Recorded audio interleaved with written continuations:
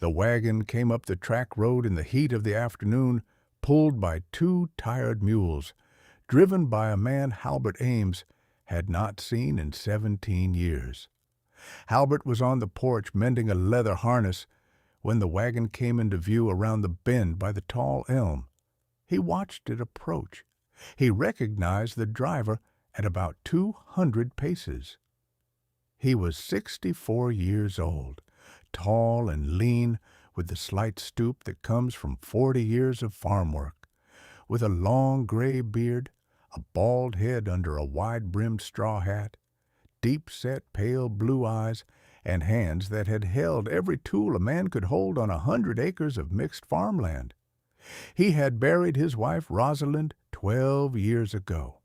He had buried his only son Samuel 6 years ago at 24, killed by a kick from a horse they had been trying to shoe together in the barn.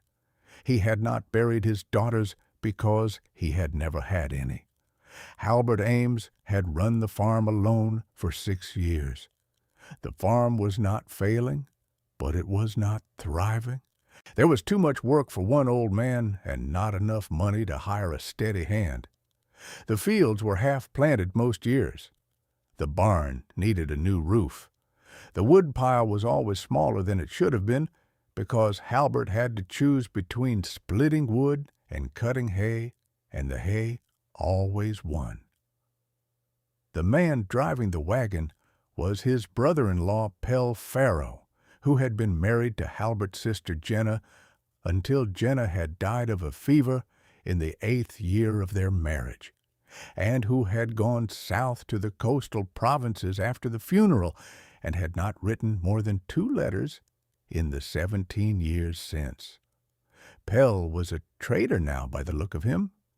He had grown heavy in a way that men grow heavy when they have spent a decade in warehouses instead of fields. He wore a dark blue coat that was too fine for the dust of the track road and a small round hat that was clearly a fashion of the coast. Beside him on the wagon bench sat a man Halbert did not know, a thin, nervous-looking man with a leather satchel across his chest and a ledger in his hands, and chained to the back of the wagon, walking behind it in a line, were 4 orc men. Halbert stood up from his chair. He set the leather harness aside.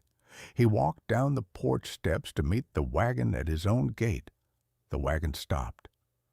Pell climbed down slowly the way men climbed down who had been traveling for days and whose knees had opinions about it.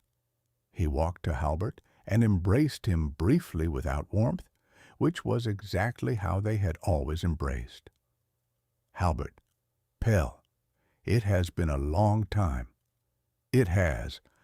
I am sorry to come like this without warning, but the matter could not wait. May we come inside?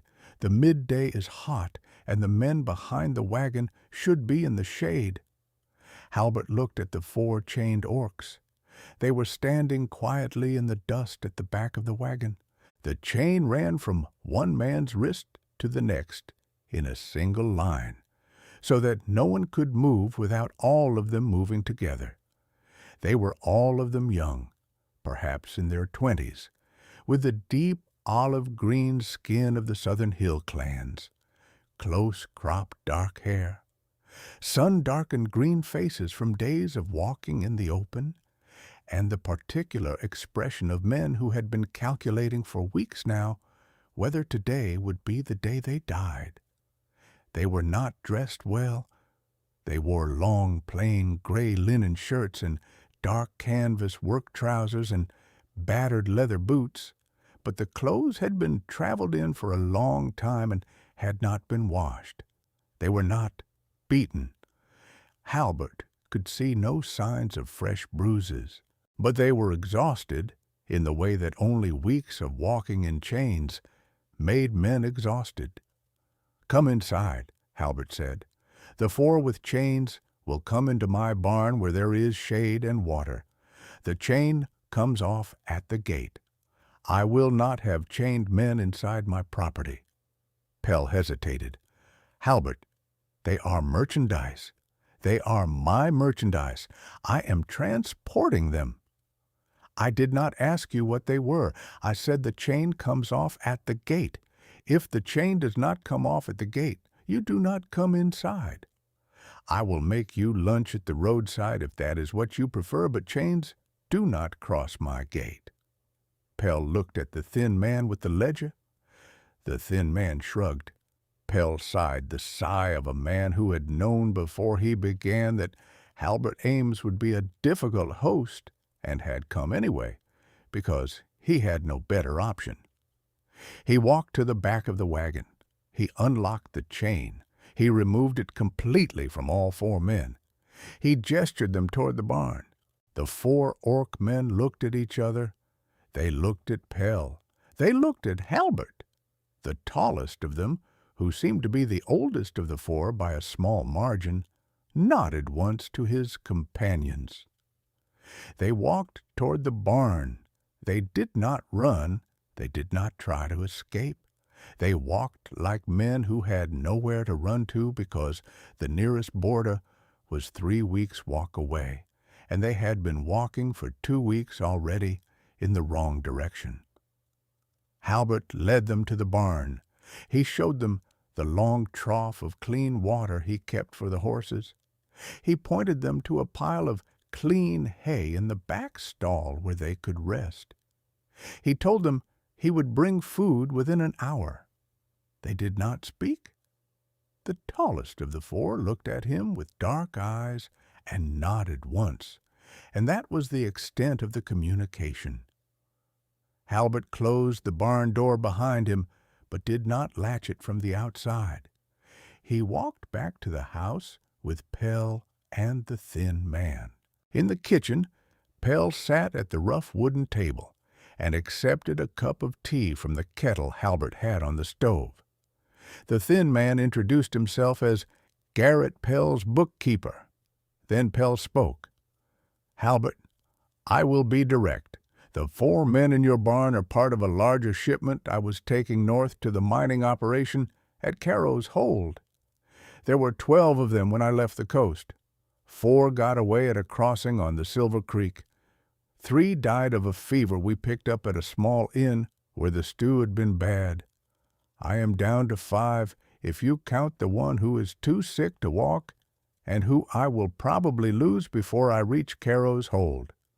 The mining operation is not going to pay full price for 5 when they ordered 12, and one of them will be dead before delivery. I am going to lose money on this job, a lot of money, the kind that breaks a man in my trade." Halbert sipped his tea. He did not say anything. "I came to you because I have been thinking. I have an aging brother-in-law who runs a farm alone and who I have not seen in 17 years, but who I still call family, even though we have not been close. The farm has too much work for one man. The 4 orcs I have are not young, but they are not old. They can work. They know farm work, because that is what they did before they were captured. I am offering them to you at cost. 300 silvers for all 4. I take the loss, but a smaller loss than the one at Carrow's Hold. You get 4 pairs of hands that can run the farm while you get old in peace. The chains do not come back. I will write up a contract that says you are their lawful employer with indefinite hire, not their owner. Legal in every province north of the coast. Clean paper. Nobody to complain." Halbert sipped his tea. He set the cup down. He looked at Pell. "You are offering to sell me 4 men." "I am offering to sell you the paperwork that makes 4 men your lawful employees. The distinction is real." "It is not real to the men. The men do not care about the paperwork.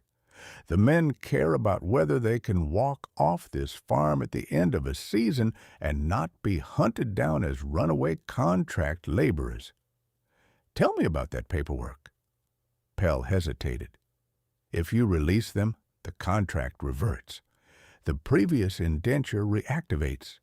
They would be subject to recapture and resale. That is what I thought. Then the paperwork is a pretty shirt on an old dog, and I am too old to be fooled by it. Halbert, I am going to tell you what I will do, Pell. I am going to give you 300 silvers for the paperwork. You will write the paperwork in the way you have described, but then I am going to do something else with the paperwork. I am going to write a second document that releases them from the contract entirely, and that gives them each a quarter ownership in the north 40 acres of my farm as a partnership, which land I will legally transfer at the signing. You will witness both documents. Your bookkeeper will witness them too. That means the 4 men become partial owners of a farm, and partial owners cannot be retrieved as runaway laborers because they are not laborers. They are partners. The paperwork for that is also legal in every province north of the coast. I know because my father's cousin was a magistrate in Draveholm, and he taught me what he taught his own children about how property law works. Pell stared at him. Halbert, you are giving them your land. I am giving them 40 of my 100 acres. I will keep 60. My son is dead. There is no one to inherit the 100. If I keep it all and die next winter, it reverts to the territorial commissioner, and he sells it at auction to whoever bids highest, which will be a timber company. I would rather give 40 acres to 4 men who will work the land than leave 100 acres to a man who will cut down the trees and sell them for planks. This is not generosity. This is inheritance planning. I have thought about it for 6 years. Pell was silent for a long time. The thin man with the ledger was scribbling notes, trying to keep up. And you have thought about this since we have been sitting at this table for 15 minutes. I have thought about pieces of it for 6 years. Today, put the pieces together. Pell looked at him for a long moment. Then he laughed, a short, bitter laugh. Halbert, you're still the same man you were when I married your sister. You think slowly, and then you think all at once, and then you do a thing that makes no sense to anyone but you, and it turns out to be the right thing. You used to drive Jenna mad. I know. All right. 300 silvers. The paperwork, as you describe. Both documents signed and witnessed. I will tell you that I am relieved because the alternative was to drag 4 tired men the rest of the way to Caro's Hold, where they would have been worked to death in 6 months, and even I did not want to do that. I told myself I would not take this job again after this one. Your offer makes the telling easier. Halbert nodded. Then we have a deal. Garrett, bring out your ledger. I have paper and ink in the cabinet. We write both documents today. Tomorrow you leave, and the 4 men stay. The documents were written over the next 3 hours.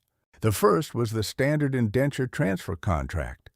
The second was Halbert's partnership document, which transferred 1/4 ownership of the north 40 acres to each of the 4 orcs. Garrett wrote it out in precise formal language that Halbert dictated from memory, because he had been thinking about this document in his head for longer than he had told Pell.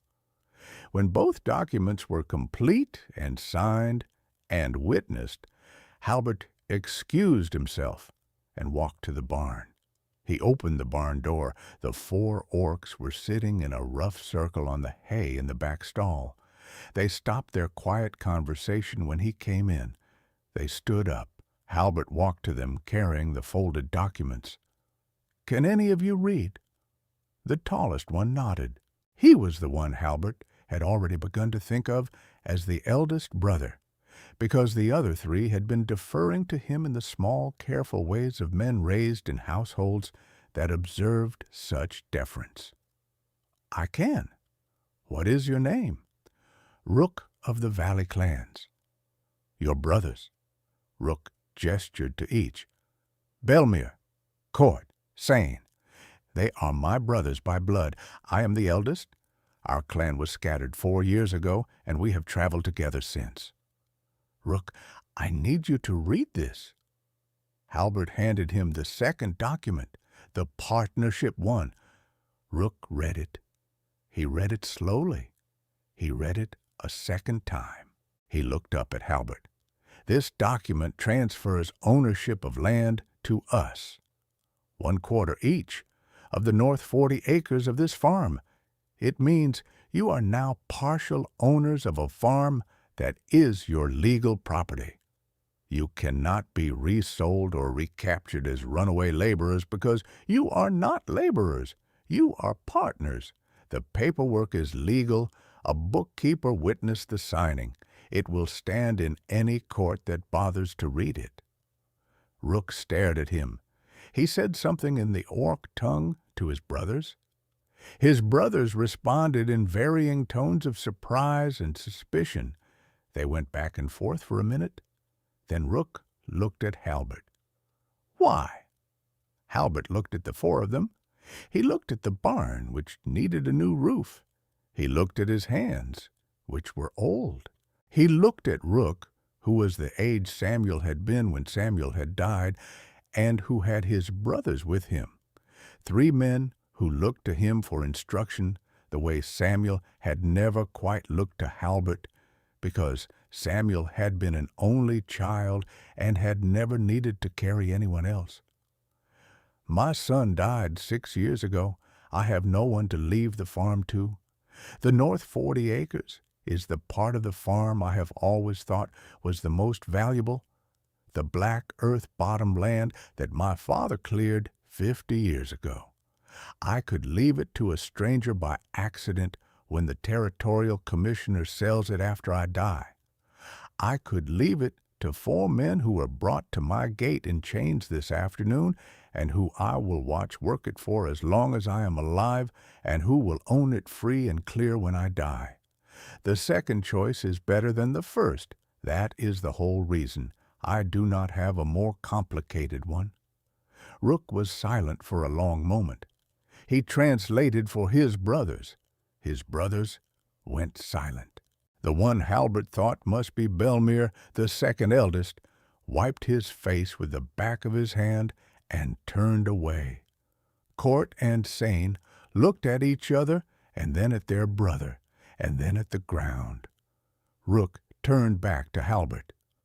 We do not know how to thank you. Do not thank me.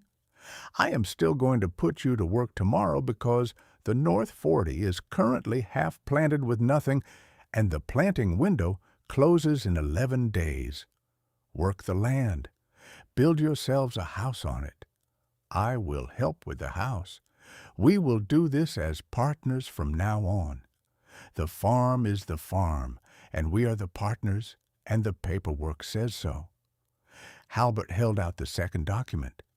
Rook took it.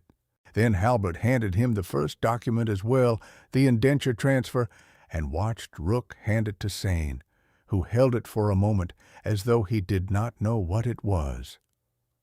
That one is the paper Pell drew up. It is the paper that says you were bought. You can tear it up if you want. The only legal document that matters now is the partnership. Sane looked at the indenture transfer. He looked at his brothers. They nodded. He tore it in half. Then he tore the halves in half. Then he tore it again till the paper was in small squares. He let the squares fall on the hay. Pell left the next morning.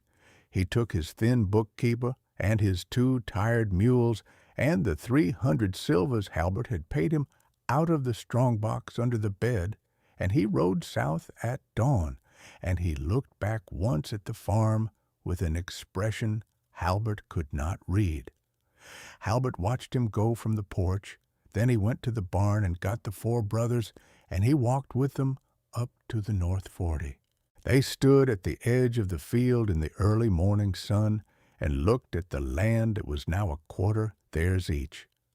The black earth was rich. The slope was gentle. There was a small spring at the north corner that ran clear even in the driest summers. Halbert pointed to a flat area 30 paces in from the edge. That is where I would build the house. It is far enough from the road to be private, but close enough to the well we will dig at the center of the field to be practical. The spring water is clean enough for everything but drinking. The well goes in first because without the well you cannot wash or cook. The house, second. The fence, third. Planting continues while all of this happens. We will sleep in the barn together until the house is done. I have room for 4 cots. Bringing tools up now. Rook translated. His brothers nodded. They walked down to the barn to get tools. The first month was the hardest. They worked from sunrise to sundown. The North 40 had been half planted with rye the previous year before Halbert had run out of seed and energy, so the ground was partly prepared but needed replanting with corn and beans in the section Halbert had not reached. Rook planted corn with the careful patience of a man who had been raised in a farming clan and who knew the rhythms of seed, depth, and spacing by feel.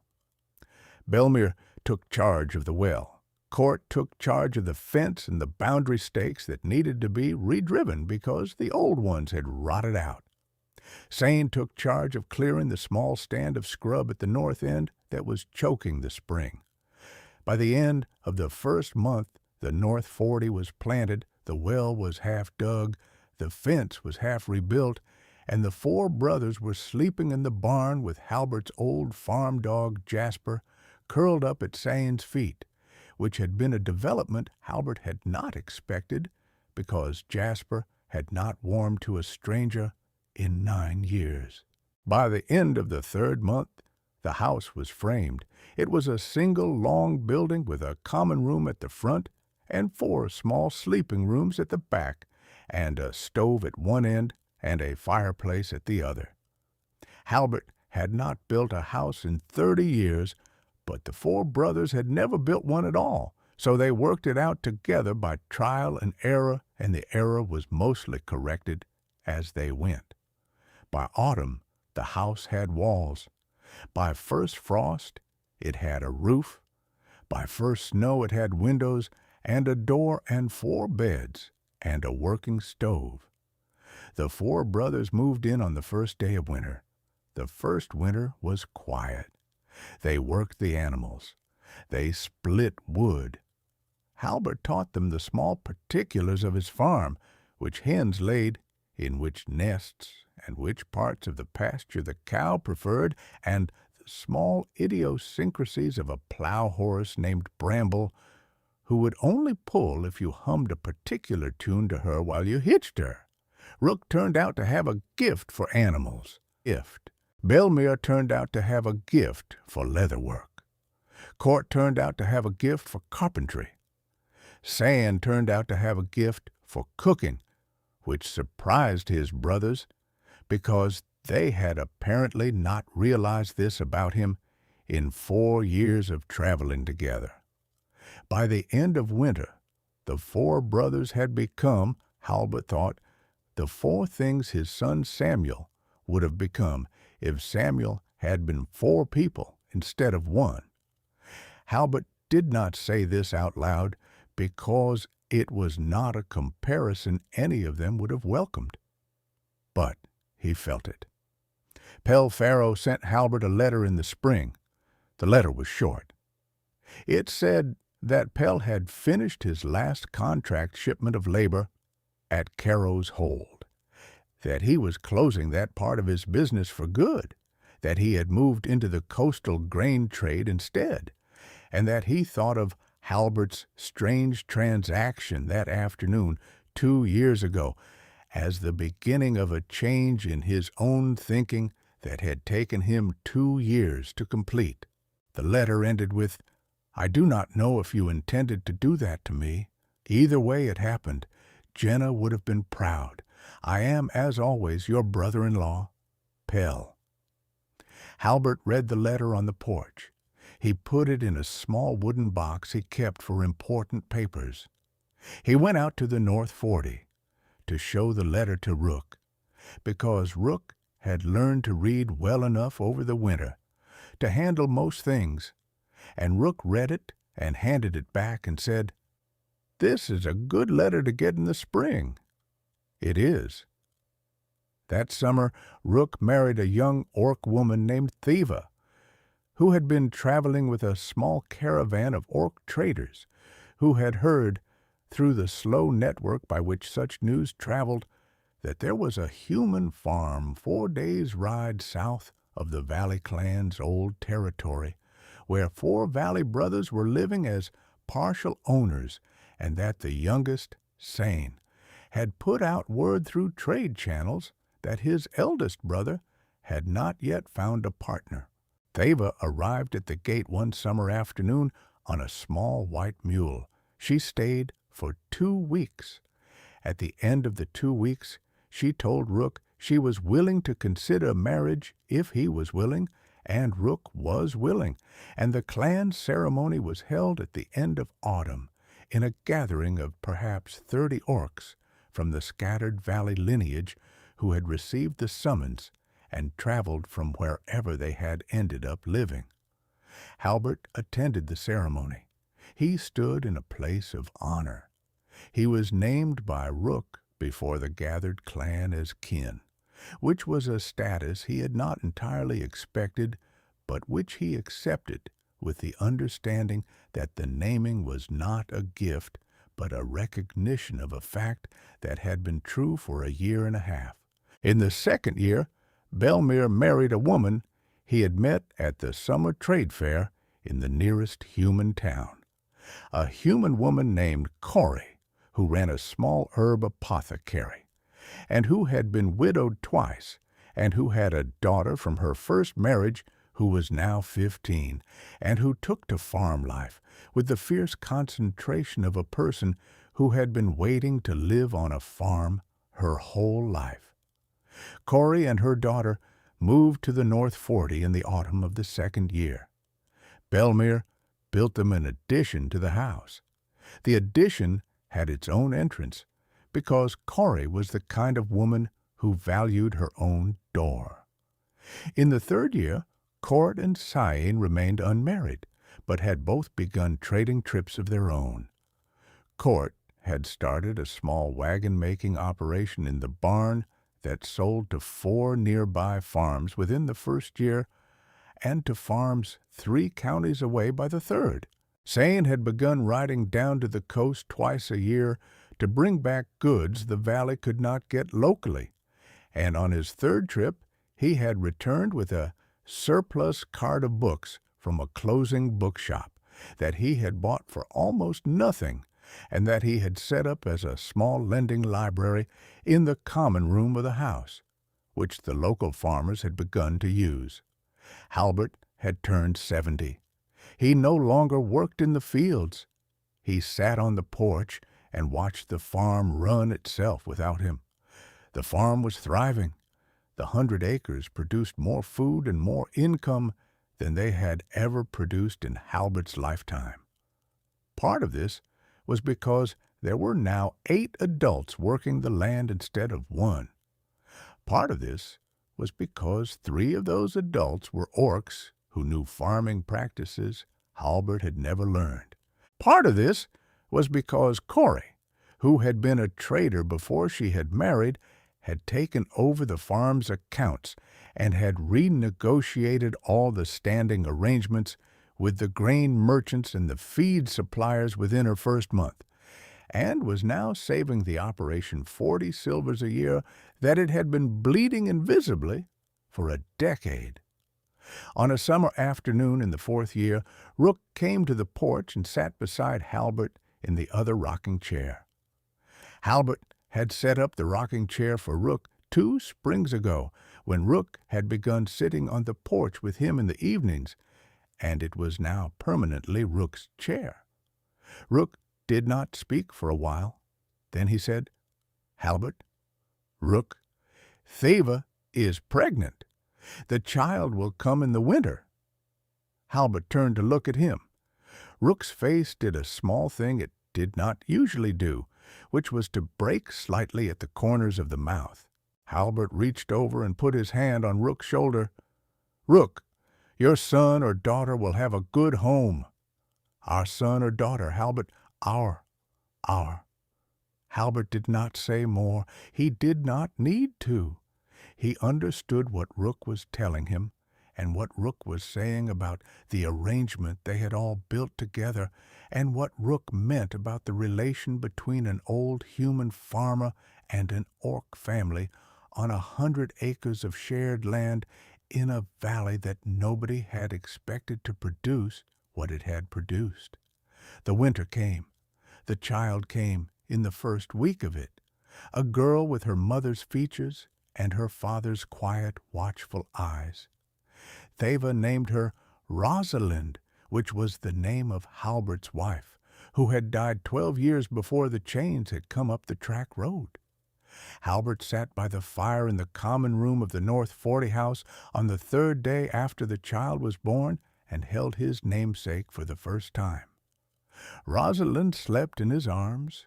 She was very small. She was green.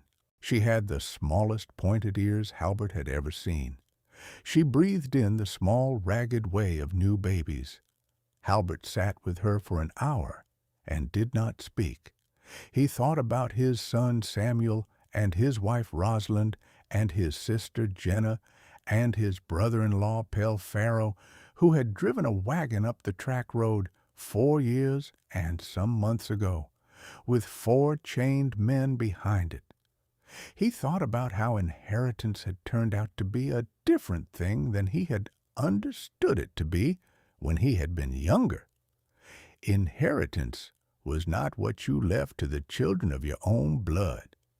Inheritance was what you built with the hands you were given, and what grew after you when the hands kept working. He thought about the partnership document. It was in the wooden box on the shelf in his bedroom, beside Pell's letter, beside Samuel's old pocket knife, beside the small cloth that had been in Rosalind's hair on the day she had died. 4 quarter owners of the North 40, 1 human farmer on the South 60, 1 human woman with her own door on the East Wing, 1 human girl who was now 20 and apprenticing to a carpenter in the nearest town, 1 orc woman married in from the trade caravans, 1 human girl child named for a dead wife whose green fingers now closed around Halbert's old thumb with the kind of grip that made old men cry quietly in rocking chairs because they had not expected to cry. The farm was a thriving farm. The partnership worked. The 100 acres grew. The lesson was not in the wagon on the track road or the chain dropped at the gate. It was not in the second document Halbert had held in his head for 6 years and had finally written down on an afternoon when the first document made the second document finally possible. It was in the understanding that the word son did not belong to a single body. It was a shape that could be filled by 4 brothers in chains and their children and their wives and a 15-year-old girl apprenticed to a carpenter in the nearest town. The shape was what stayed. The bodies were what came to fill it. A man who had buried a son and had thought he had buried the shape of a son was wrong about the shape. The shape was waiting at the gate of the farm on a hot afternoon in a line of 4 chained men who did not yet know they had walked into the shape of a son that had been waiting 6 years for them to arrive. Sometimes inheritance is not what you leave behind. It is what arrives in chains on a hot afternoon and becomes, over the years that follow, the thing that stays.